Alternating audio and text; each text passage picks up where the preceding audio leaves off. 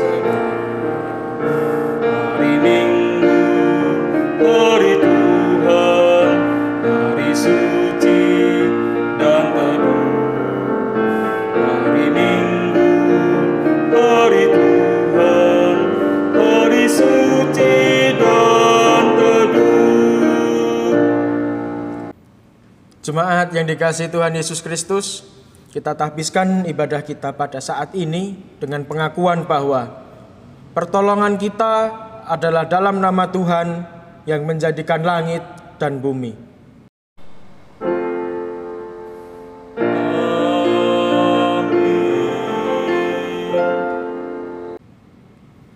Nats pembimbing 1 Yohanes 2 ayatnya yang ke-10 yang mengatakan, barang siapa mengasihi saudaranya, ia tetap berada di dalam terang, dan di dalam dia tidak ada penyesatan.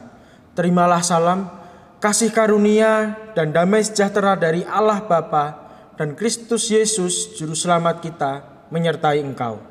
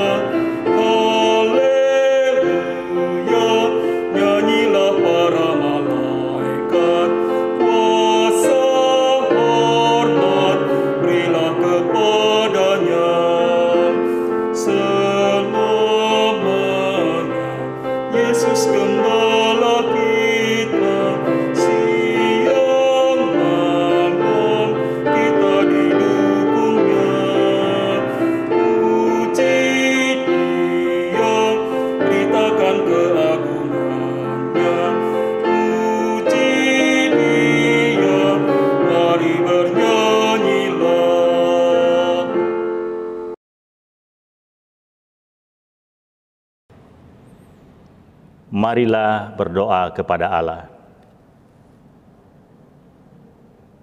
Ya Bapa Maha Kuasa, kami bersyukur atas pertolongan dan berkat-Mu yang kami terima dalam kehidupan kami selama sepekan yang lalu. Memulai kehidupan di pekan yang baru ini, kami datang untuk beribadah, bersujud sembah dan memuji nama Tuhan. Layakkanlah kami dan berkenanlah atas ibadah, sembah sujud dan pujian yang kami panjatkan kepadamu. Kami pun sadar dan mengakui segala dosa dan kejahatan kami, baik yang nampak dalam sikap dan laku kami, maupun yang tersembunyi di pikiran dan hati kami. Berilah kami pengampunan dan damai sejahtera ya Bapa, serta baruilah hidup kami oleh Roh Kudus-Mu. Sebab hanya oleh rahmat-Mu ya Bapa, dan dengan memandang kepada Yesus Kristus, kami bersyukur atas kasih setia dan pengampunan-Mu yang nyata dalam hidup kami sampai dengan hari ini. Ajarlah kami untuk mengikuti teladan kasih-Mu, serta melakukan firman dan kehendak-Mu sebagai saksi-saksi yang setia di sepanjang kehidupan kami, sehingga melalui kami banyak orang akan memuji dan memuliakan nama-Mu. Dalam nama Tuhan Yesus kami berdoa. Amin.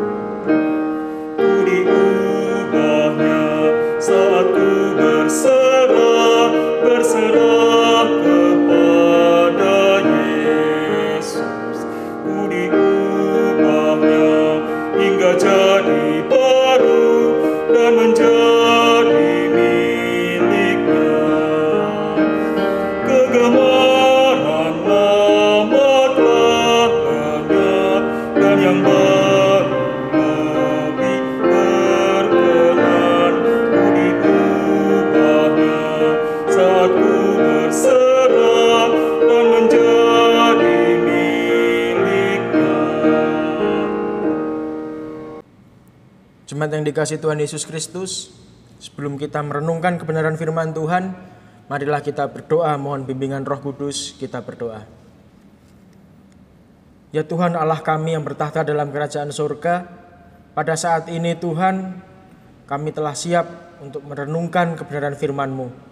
Kami mohon kepadamu Tuhan, agar Engkau memberikan hikmat dan Roh-Mu yang kudus ke atas kami, supaya kami dapat memahami kebenaran firman-Mu, dan kami dapat melakukannya dalam kehidupan kami hari lepas hari.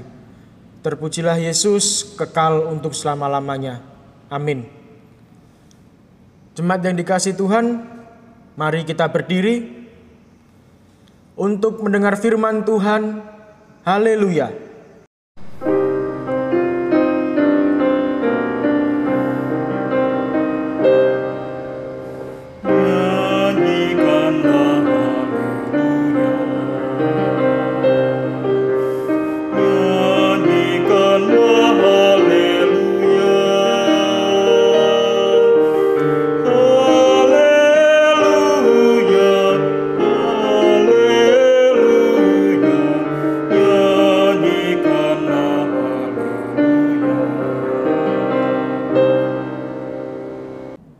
Pembacaan Alkitab pada hari ini terambil dari kitab 1 Yohanes pasal yang kedua, ayat 7 sampai dengan ayat yang ke-17. 1 Yohanes pasal yang kedua, ayat 7 sampai dengan ayat yang ke-17. Beginilah firman Tuhan. Saudara-saudara yang kekasih, bukan perintah baru yang kutuliskan kepadamu, melainkan perintah lama yang telah ada padamu dari mulanya. Perintah lama itu ialah firman yang telah kamu dengar. Namun perintah baru juga yang kutuliskan kepada kamu, telah ternyata benar di dalam Dia dan di dalam kamu, sebab kegelapan sedang lenyap dan terang yang benar telah bercahaya. Barang siapa berkata bahwa ia berada di dalam terang, tetapi ia membenci saudaranya, ia berada di dalam kegelapan sampai sekarang. Barang siapa mengasihi saudaranya, ia tetap berada di dalam terang, dan di dalam dia tidak ada penyesatan. Tetapi barang siapa membenci saudaranya, ia berada di dalam kegelapan dan hidup di dalam kegelapan. Ia tidak tahu kemana ia harus pergi, karena kegelapan itu telah membutakan matanya. Aku menulis kepada kamu, hai anak-anak, sebab dosamu telah diampuni oleh karena namanya. Aku menulis kepada kamu, hai bapak-bapak, karena kamu telah mengenal Dia yang ada dari mulanya. Aku menulis kepada kamu, hai orang muda, karena kamu telah mengalahkan yang jahat. Aku menulis kepada kamu, hai anak-anak, karena kamu mengenal Bapa. Aku menulis kepada kamu, hai bapa-bapa, karena kamu mengenal Dia yang dari mulanya. Aku menulis kepada kamu, hai orang-orang muda, karena kamu kuat dan firman Allah diam di dalam kamu, dan kamu telah mengalahkan yang jahat. Janganlah kamu mengasihi dunia dan apa yang ada di dalamnya. Jikalau orang mengasihi dunia, maka kasih akan Bapa tidak ada di dalam orang itu.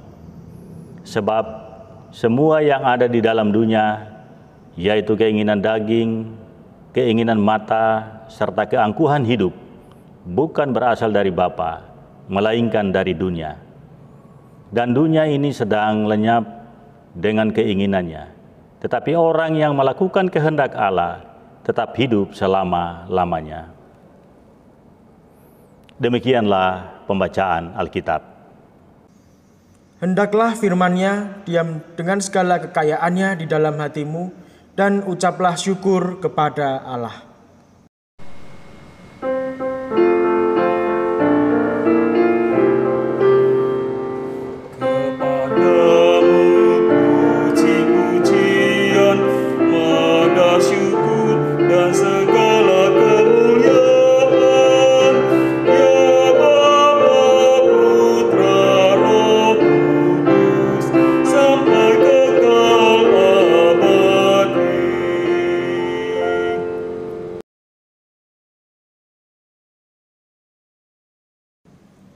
Jemaat yang dikasihi Tuhan Yesus Kristus, Shalom.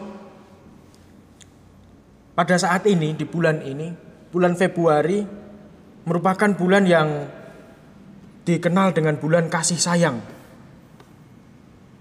Hal ini disebabkan karena pada hari ini, 14 Februari merupakan hari Valentine, di mana ketika kita masuki hari Valentine, kita selalu memberikan hal-hal yang berkesan, yang terkesan romantis untuk orang-orang yang kita sayang. Entah itu suami atau istri kita, pacar kita, kakak atau adik, bahkan teman sekalipun. Ada yang memberi coklat, bahkan ada yang minta, besok Valentine tolong kasih aku coklat. Ya, seperti itulah untuk merayakan Valentine. Dan semua ini dilakukan karena orang ini hendak menyatakan cinta. Ini merupakan wujud cinta yang dimiliki seseorang agar orang lain itu dapat melihatnya secara nyata. Dan kalau kita mau berbicara mengenai cinta, saya sangat tidak percaya bahwa cinta itu muncul ketika pandangan pertama. Saya tidak percaya. Ketika pandangan pertama, kita itu kagum, kita suka, bukan cinta. Suka atas apa? Ketampanannya, kecantikannya, karismanya, ya, dan lain sebagainya. Kita suka, kagum. Akan tetapi kalau muncul rasa cinta, itu ada proses yang harus dilewati. Orang Jawa memiliki sebuah falsafah mengenai cinta, yakni witing tresno jalaran saka kulino, yang artinya permulaan cinta karena kebiasaan seperti apa? Misalnya makan bareng ketika jam istirahat kantor atau istirahat sekolah, makan bareng, kemudian hangout bareng, jalan-jalan bareng, terus ngobrol, chatting, pergi ke gereja bareng, dan masih banyak hal yang menunjukkan kebiasaan-kebiasaan itu. Kita melakukannya bersama dengan orang yang kita suka. Supaya apa? Supaya kita kenal dengan dia. Dan singkatnya, semua tindakan-tindakan ini tadi merupakan sebuah interaksi sosial. Jemaat yang dikasihi Tuhan Yesus Kristus, Tentu interaksi sosial bukanlah hal asing di telinga kita. Ya, interaksi sosial merupakan suatu relasi antara individu dengan individu, kelompok dengan kelompok, atau individu dengan kelompok. Dan interaksi sosial ini terjadi karena ada dua syarat yang telah dipenuhi. Menurut Suyono Sukanto, setidaknya dua syarat itu adalah kontak sosial dan komunikasi sosial. Ya, kontak sosial itu bukan hanya kita berjumpa secara fisik. Bukan. Kita dapat mengkontak seseorang melalui SMS, melalui telepon, melalui WhatsApp, dan lain sebagainya. Akan tetapi kontak sosial kita hanya menghubungi. Sedangkan kalau komunikasi sosial, artinya ada respon yang diberikan dari orang lain itu, dari orang yang kita kirim kontaknya itu. Ada penyampaian informasi dan itu direspon dengan baik. Entah kita bertemu secara langsung maupun melalui media sosial. Dan menurut saya, rasa cinta kita kepada Allah juga demikian. Juga demikian. Kita mencintai Allah itu karena ada interaksi rohani antara relasi kita dengan Allah. Itu ada satu komunikasi. Maka dari itu judul perenungan kita adalah komunikasi spiritual. Dan di dalam relasi kita dengan Allah, interaksi sosial kita, interaksi rohani kita dengan Allah, ada dua syarat juga, kontak rohani dan komunikasi spiritual ini. Kontak rohani adalah sebuah kontak yang dimulai oleh Allah sendiri. Jadi Allah punya inisiatif sendiri untuk datang kepada manusia yang berdosa. Ya, kita dapat lihat dalam kematian Tuhan Yesus Kristus. Ya, kemudian komunikasi spiritual itu artinya ada respon kita. Ya, respon kita atas kontak yang dilakukan oleh Allah. Dan itu harus kita lakukan dengan konsisten. Meskipun kita harus menghadapi berbagai macam tantangan dan rintangan kehidupan. Inilah maksud dari komunikasi spiritual yang menjadi perenungan kita pada saat ini. Mengapa hal itu penting? Karena perjumpaan Allah, ya, perjumpaan Allah dengan manusia melalui Yesus Kristus itu telah nyata dan itu bukti kasih Allah kepada kita. Coba kita lihat di Yohanes 3 ayatnya yang ke-16. Allah begitu mengasihi dunia ini, termasuk kita, maka ia mengaruniakan anaknya yang tunggal. Yesus mati disalib, kemudian bangkit. Kematian dan kebangkitan Yesus menunjukkan bahwa Yesus telah mengalahkan kuasa maut. Yesus telah mengalahkan kuasa dosa. Sehingga kita tidak lagi dikungkung, dibelenggu oleh kuasa dosa itu sendiri. Itu adalah kontak yang dilakukan oleh Allah kepada manusia. Namun apakah sekedar itu kontak dari Allah? Tidak. Allah pun juga selalu mengkontak kita melalui apa? Melalui perenungan firman Tuhan. Ketika kita melakukan saat teduh, itu adalah sebuah perjumpaan kita dengan Allah. Allah mengkontak kita melalui firman-Nya. Ya, dan kalau kita melihat dalam pembacaan kita pada saat ini, ternyata firman Allah itu dibagi menjadi dua, yakni perintah lama dan perintah baru di ayatnya yang ke-7 dan ayatnya yang ke-8. Apa maksudnya perintah lama dan perintah baru? Perintah lama artinya Allah mengkomunikasikan kehendaknya itu melalui firman-firman yang selalu kita terima. Jadi ada perintah Allah yang selalu ditekankan. Itulah yang dimaksud dengan perintah lama. Kemudian apa itu perintah baru? Ya, perintah baru, apa itu perintah baru? Perintah baru di sini adalah respon kita. Jadi komunikasi spiritual itu membutuhkan firman baru. Kita harus merespon perintah lama dari Allah. Ya, firman yang selalu kita dengar itu harus dilanjutkan, harus diaplikasikan. Meskipun kita harus menghadapi banyak persoalan kehidupan, yang tentunya persoalan kehidupan itu benar-benar mengguncang iman kita kepada Yesus. Dan selama kita hidup di dunia ini tidak ada orang yang benar-benar tidak mempunyai masalah. Semua pasti punya masalah. Entah di dalam kehidupan berkeluarga, bermasyarakat, kehidupan di tempat kerja kita, bahkan di dalam gereja sekalipun. Pasti akan ada masalah-masalah. Dan apa yang kita rasakan ketika kita memiliki masalah itu? Biasanya yang muncul dalam diri kita adalah rasa benci, rasa dendam. Itu pasti. Sedangkan firman Tuhan mengatakan, kasihilah sesamamu manusia seperti dirimu sendiri. Akan tapi itu sangat sulit kita lakukan ketika kita menghadapi tantangan kehidupan. Nah, agar kita dapat merespon, mengkomunikasikan spiritual kita, maka kita harus menunjukkan identitas kita sebagai pengikut Kristus. Apa identitas kita? Kasih. Inilah yang harus kita tunjukkan di dalam kehidupan kita sebagai wujud komunikasi spiritual kita.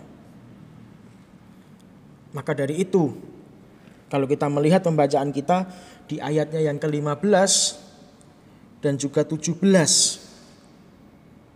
di sana memberikan keterangan siapa yang harus kita kasihi. Janganlah kamu mengasihi dunia ini dan apa yang ada di dalamnya. Kalau kita tidak boleh mengasihi dunia ini, lantas siapa yang kita kasihi? Sudah pasti Allah. Kita harus mengasihi Allah. Karena ketika kita mengasihi Allah, kita benar-benar menjaga relasi kita dengan Allah. Dan kita akan berusaha sedemikian rupa untuk melakukan apa yang Allah kehendaki. Kalau kita melihat yang diberikan oleh dunia ini merupakan hal-hal yang bertentangan dengan Allah. Di ayat 15-17 pun juga mengatakan hal ini. Ya, ada keangkuhan, keinginan daging, keinginan mata, dan lain sebagainya. Dan Rasul Yohanes menyampaikan ini karena ia tidak ingin keharmonisan relasi manusia dengan Allah yang telah pulih melalui kematian dan kebangkitan Yesus Kristus menjadi rusak. Dan ketika relasi kita dengan Allah itu rusak, maka hubungan sosial kita itu juga akan hancur. Coba kita lihat di dalam 1 Yohanes 4 ayatnya yang ke-20. 1 Yohanes 4 ayatnya yang ke-20. Saya akan membacakan untuk kita semua. Jikalau seorang berkata, aku mengasihi Allah, dan ia membenci saudara-saudaranya, maka ia adalah pendusta. Karena barang siapa tidak mengasihi saudaranya yang dilihatnya, tidak mungkin mengasihi Allah yang tidak dilihatnya. Sudah sangat jelas. Jika relasi kita dengan Allah terganggu, maka relasi kita dengan sesama pasti akan terganggu. Jemaat yang dikasihi Tuhan Yesus Kristus, inilah pentingnya kita melakukan komunikasi spiritual dalam kehidupan ini. Di mana kehidupan ini selalu dipenuhi dengan berbagai macam persoalan. Dan tanpa komunikasi spiritual, tanpa kita melakukan firman Allah dalam kehidupan kita, kita pasti akan jatuh di dalam kehancuran, kekacauan, dan tidak akan ada damai sejahtera dalam kehidupan kita. Entah sebagai pribadi, di dalam kehidupan berkeluarga, bekerja, bahkan di dalam kehidupan bergereja sekalipun. Kehancuran dan kekacauan merupakan hal yang tidak pernah dicintai oleh Allah. Dan jika kita mengaku cinta kepada Allah, kita mengaku mengasihi Allah, maka kita harus berjuang untuk membangun komunikasi spiritual itu. Bagaimana caranya kita membangun komunikasi spiritual? Caranya adalah jangan kita melupakan firman Allah. Kita punya keterbatasan. Ketika kita merenungkan firman Allah, kita catat. Kita catat. Selesai. Karena dengan catatan itu, kita bisa membaca lagi. Dan kita tidak akan pernah lupa. Dan kita pun juga harus menjaga relasi kita dengan sesama. Itu adalah cara yang kedua. Kalau kita berusaha membangun relasi dengan sesama, maka kita juga akan berusaha untuk mau mewujudkan kasih Allah kepada orang ini. Dan hal ini akan terwujud di dalam kehidupan kita. Ambil contoh. Kita sebagai warga jemaat. Marilah kita pun juga terlibat aktif di dalam seluruh kegiatan pelayanan kita. Ini juga merupakan usaha untuk membangun komunikasi spiritual kita. Jika gereja kita sedang menghadapi persoalan, janganlah kita menjadi kompor yang membesar-besarkan masalah itu. Tapi berikanlah masukan-masukan yang membangun solusi-solusi yang mungkin bisa meredakan konflik di dalam gereja. Kemudian kita pun juga harus membuang egoisme dalam diri kita. Menekan egoisme itu serendah mungkin. Dan berikan diri kita untuk melayani dengan sungguh-sungguh. Ini juga merupakan upaya untuk membangun komunikasi spiritual kita. Dan dengan membangun komunikasi spiritual ini, cinta kita kepada Allah pasti akan bertumbuh, akan semakin besar.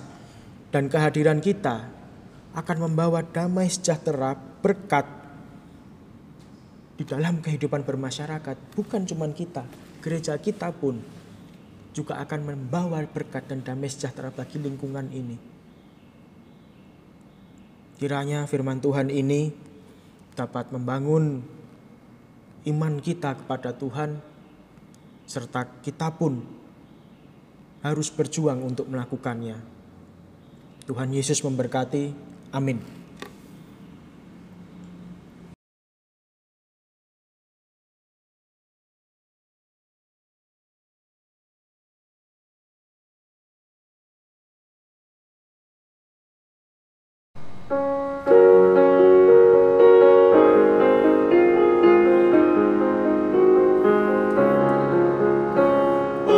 Perintah baru kuberikan padamu, agar kamu mengasihi satu sama yang lainnya, seperti aku sudah mengasihi.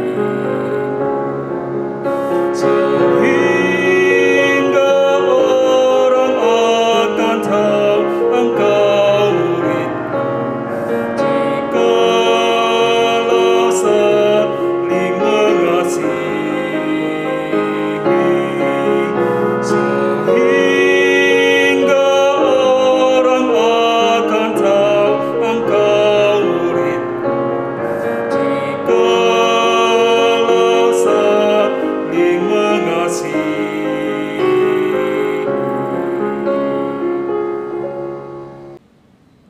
Jemaat yang dikasihi Tuhan Yesus Kristus, marilah kita berdiri untuk bersama-sama dengan orang percaya di segala waktu dan tempat.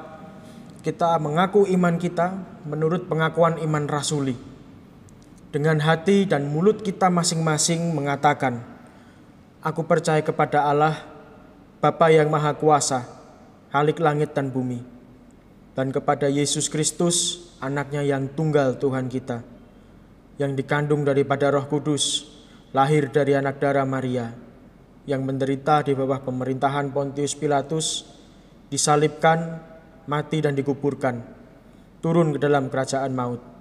Pada hari yang ketiga, bangkit pula dari antara orang mati, naik ke sorga, duduk di sebelah kanan Allah, Bapa yang Maha Kuasa, dan akan datang dari sana untuk menghakimi orang yang hidup dan mati. Aku percaya kepada Roh Kudus, gereja yang kudus dan am, persekutuan orang kudus, pengampunan dosa, kebangkitan daging, dan hidup yang kekal.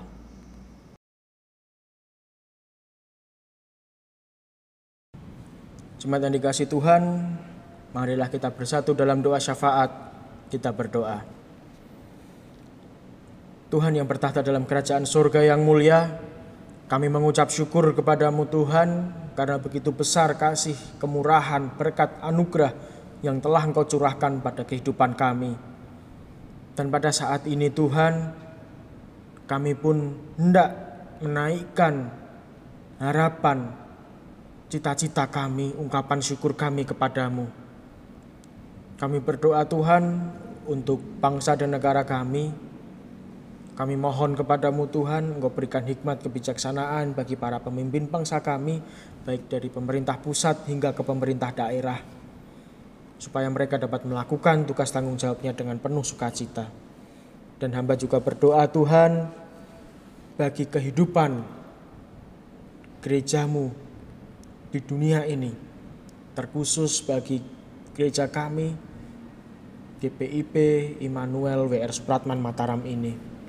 Kami mohon kepadamu Tuhan, agar Engkau senantiasa mempererat kekeluargaan di dalam gereja kami, supaya melalui kekeluargaan ini, orang-orang dapat melihat Kristus Yesus melalui kehadiran gereja ini di tempat kami di Mataram ini. Engkau juga berkati Bapak Pendeta Yanja Tonapa, Bapak Pendeta Sony, dan Bapak Pendeta David dalam melakukan tugas pelayanan mereka di gereja ini. Engkau berkati kehidupan keluarga mereka.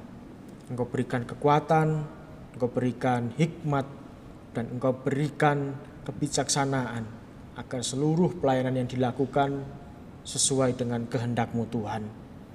Dan kami juga berdoa untuk rekan-rekan kami yang pada saat-saat ini, pada minggu berjalan ini, mengalami pertambahan usia, baik kelahiran maupun perkawinan. Kami mohon kepadamu Tuhan, dengan bertambahnya usia ini, Tuhan semakin menguatkan iman mereka, Tuhan menjagai kehidupan mereka.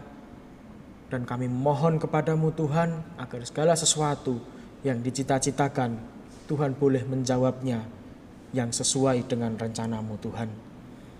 Dan bagi rekan-rekan kami yang mengalami kelemahan tubuh, kami memohon kepada Tuhan agar Tuhan memberikan pemulihan, baik melalui makanan, minuman, obat-obatan, serta pendampingan yang dilakukan oleh keluarga. Dan Tuhan Yesus yang Maha Baik, masih banyak ungkapan dalam hati kami yang tidak bisa kami sebutkan satu persatu. Dan ya Tuhan, dalam pengasihan-Mu kami mohon, peliharalah kami dalam kasih Yesus Kristus, Tuhan dan Juru Selamat yang telah mengajar kami berdoa. Bapa kami yang di surga, dikuduskanlah nama-Mu. Datanglah kerajaan-Mu, jadilah kehendak-Mu di bumi seperti di sorga. Berikanlah kami pada hari ini makanan kami yang secukupnya, dan ampunilah kami akan kesalahan kami, seperti kami juga mengampuni orang yang bersalah kepada kami. Dan janganlah membawa kami ke dalam pencobaan, tetapi lepaskanlah kami daripada yang jahat.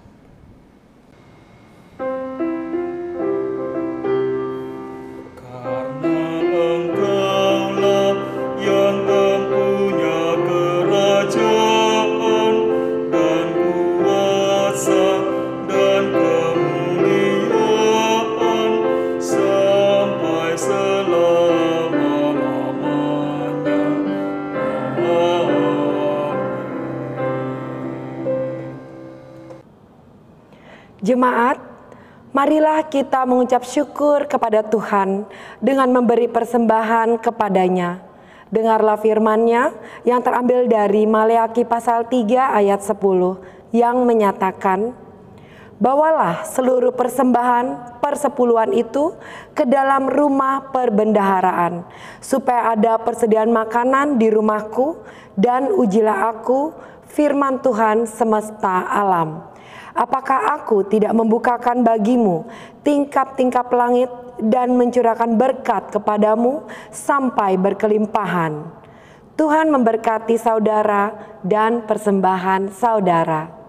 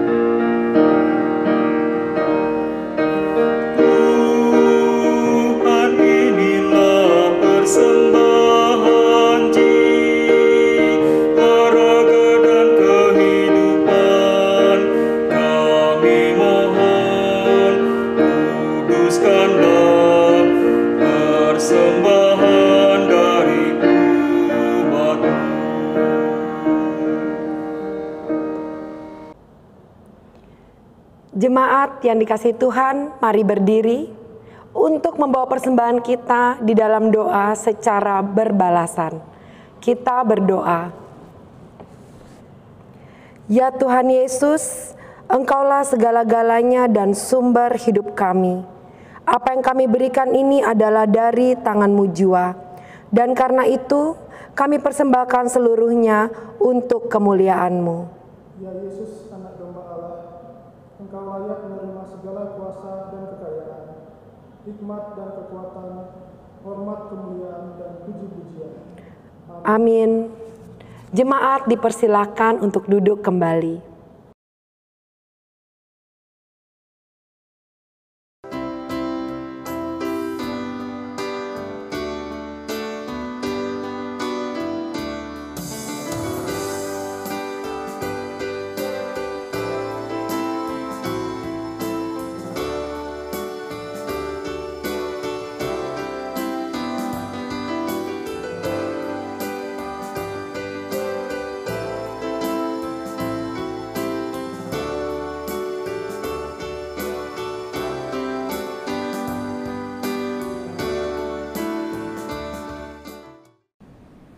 Jemaat yang dikasihi Tuhan Yesus Kristus, marilah kita berdiri.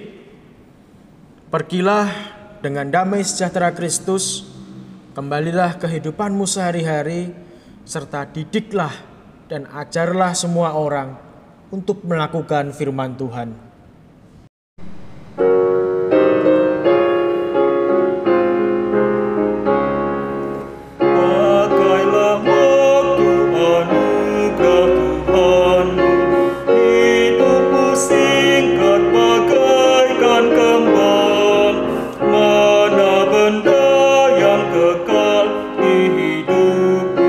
Hanyalah kasih tak akan lekang.